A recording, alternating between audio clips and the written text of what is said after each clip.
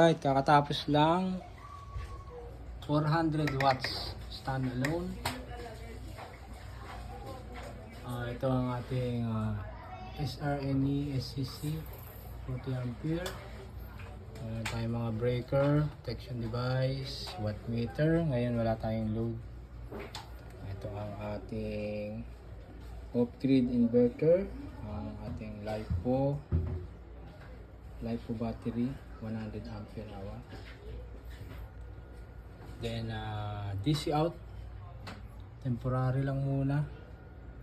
Ito, gumamit tayo ng port 5 volts output.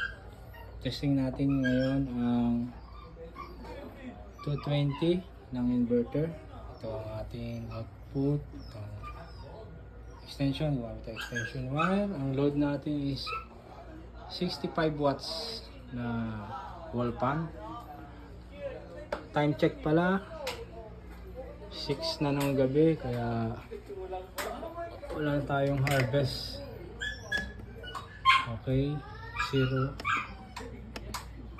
Right, battery natin is 13 point something volts. Ang harvest ng ating panel ay wala na, almost 0 kasi gabi na. Okay, testing natin yung ating pan. Okay, ready na yung pan natin. Extension. Okay, number 3.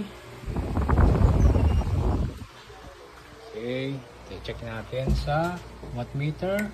Okay, 65.5. Ngayon, testing naman natin ang DC out. 12 volts. Output 5 volts. Meron tayong tablet dito. Gamit tayo ng USB. Okay, charging na siya ngayon. Alright. Ngayon lang.